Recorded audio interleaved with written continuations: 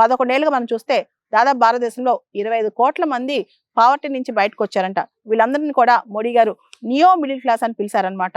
So వీళ్ళందరి చేతిలో చాలా డబ్బులు ఉంటాయి. ముఖ్యంగా ఐటీలో ఇన్కమ్ ట్యాక్స్ చూస్తే కనుక 12 లక్షల వరకు ట్యాక్స్ కట్టక్కర్లేదు. అదేవిధంగా జిఎస్టీ రిఫార్మ్స్ వల్ల ప్రజల చేతిలో ఈ నియో మిడిల్ క్లాస్ చేతిలో ఎక్కువ డబ్బులు ఉంటాయి కాబట్టి వాళ్ళకి స్పెండింగ్ పవర్ బాగా పెరుగుద్ది, వాళ్ళ లైఫ్ స్టైల్ చాయిసెస్ కూడా బాగా పెరుగుతాయి అని చెప్పి మోడీ గారు చెప్పడం జరిగింది.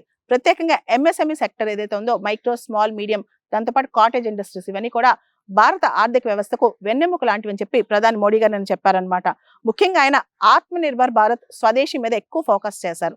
మనకు తెలుసు డొనాల్డ్ ట్రంప్ H1B వీసాస్ ఇవన్నీ కూడా మన పైన ఎక్కువగా ప్రెజర్ పెట్టిన టైంలో, వీసా తీసుకుని రావాలంటే H1B $1,00,000 కట్టాలన్న ఇలాంటి ప్రెజర్ పెట్టిన టైంలో మోడీ గారు ఇంకో పిలుపుని కూడా ఇచ్చారు. మనం ఎవరిపైన డిపెండ్ అవ్వకూడదు, మన ప్రధాన శత్రువు మన డిపెండెన్సీ అనమాట. కాబట్టి మన ప్రధాన శత్రువుని మనం తరిమి కొడదాం, ఆత్మ నిర్భర్ సెల్ఫ్ రిలయన్స్ మీద మనం దృష్టి పెడదామని చెప్పి మోడీ గారు దేశానికి పిలుపునిచ్చారు.